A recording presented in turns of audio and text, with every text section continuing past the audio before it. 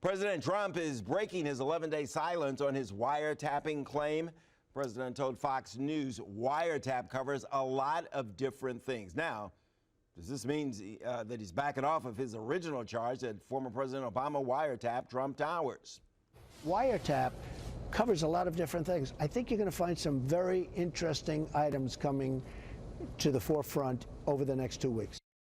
Hold on, a lot going on tonight. The statement comes as Republican and Democratic leaders of the House Intelligence Committee today said nobody has provided any evidence to support the president's original claim. President Obama wouldn't physically go over and wiretap Trump Tower, so now you have to decide you're going to take the tweets literally, and if you are, then clearly the president was wrong. The reality is I don't think they have the foggiest idea what was behind the president's claim, except maybe something he watched on TV. Now, joining us now to discuss the president's wiretapping claims tonight, the president of the Prince George's County Young Democrats, Maurice Simpson. Don't want to reach across you, Evan, but welcome, Maurice. I think it's your first time here. Evan Young, you've seen him quite a bit. He's a member of the Montgomery County Young Republicans. And Evan, my first question is, why aren't you president of the Young Montgomery County Republicans? As often as you've been here, as much work as we've done to get your name out there. We got another guy for the time being. He's doing a great job also. He's got a baby at home, so. All right, okay, we'll give him a pass. His nights are taken. Okay, question to the two of you. You go first. You're the new guy here. Your reaction to what you're hearing today, that the Intelligence Committee members, Republican and Democrat, can't find any evidence, and what appears to be the president backing off a little bit. I mean, we're not surprised by this. I mean, the allegations is unsubstantiated. There are no facts to this. He reported it just simply through a tweet. He didn't even have the decency to come up with any alternative facts. White House staff has not even, has been very stealth in their comments in defending the president on this. And so I think this is just logical order. I mean, this is simply him trying to distract us from what's really at hand, including his relationship with Putin and Russian interference in our democracy. And not to mention this GOP healthcare plan. We're talking about 24 million Americans being uninsured on this recommendation. And so I think this is him trying to control the media and take us off kill. Yeah, Evan, your interpretation, and why after 11 days is he now speaking out? Yeah, what goes back to me is just another example really of why do you have to say that? There could be good news. There's good news happening. The stock market's doing great. Great jobs report. Why do you have to tweet everything? He could have still thought that he was wiretapped. The same investigation could be happening. They could still be looking into if there's anything there.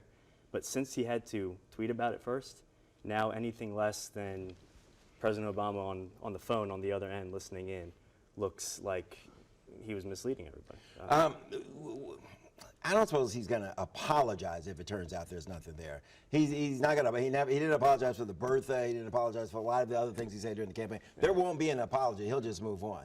Yeah, no, he'll just move. I think I remember during the campaign he was interviewed one time and they asked, do you ever apologize? And he basically said no. So, I mean, it's what you sort of expect from him. He's still got his supporters out there. Well, no. He's got a rally tonight in Nashville. They're going to be out there in droves. No, I mean, it's clear that he's not going to apologize. He's going to simply move on to the next tweet. But his support is dwindling. We see it across the polls. Americans are losing faith in this president. I think he has some of the lowest approval ratings in history. And so it just speaks to the lack of support that he has through these antics. What is the support, Evan? Is it still strong, or are people nervous? Well, I think people are nervous, and I mean, people are always going to be nervous until they actually see things being done. When they see, Republicans, I would have gone with tax reform before health care because I feel like that would have been easier to get all factions of the party behind. But when they see that affect their paychecks every week, and they see the economy growing again, we've had a decade without a single year of 3% GDP growth.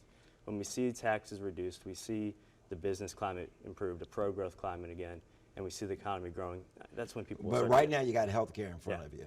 Do you see this bill that's now before the House, that Paul Ryan is desperately trying to get out, maybe with some tinkering? Do you see this passing the House and then the Senate? In its current form, I don't. The Freedom Caucus, they're staunchly opposed to it. Democrats, of course, opposed to it. I wish, because you get one chance to get this right, I wish they would have the businessman, Donald Trump, got everybody in a room, the Freedom Caucus, the more moderates, Paul Ryan, Tom Price, got them in a room and come to as close of a consensus as they could before it became rolled out to the public. This is easy for Democrats. You just sit back and let all this happen and say, "I told you so." Well, I mean, no, I mean this is self-created. You know, the GOP has had nearly a decade to come up with an alternative to replace Obamacare. But the best they could do was sit in the country club and write some tax credits on a napkin, and that's the best thing they could offer the American people, which is just unacceptable. What do we end up with? What bill do you think, if there is to be a bill, that comes out of the House and the Senate? Well, I'm not sure what the final version will look like, but I stand with President Obama when he says that if Republicans come with some substantial, comprehensive, effective improvements to Obamacare, let's talk about them. But that's not what I'm hearing. And then one more question. What about the president's credibility? Something major will come down the pike. Could happen at any day, any hour with that job, with the world being the way it is. Does he have a credibility problem? If we have to go to war, we were talking about sending more troops already, to the Middle East. Does he have a credibility problem? With the people that are on the fence or opposed to him, absolutely. In other cases, you could be opposed to a president but still think they have some credibility. His staunch supporters, the people that will be there tonight for his rally, no matter what he does, they will believe in him and march behind him. Because he's the guy that's disrupting things. He's the guy that's making change. He's the guy that to them tells it like it is. So when you get that emotional reaction, they're going to stick behind that's him. a scary guy to you, right?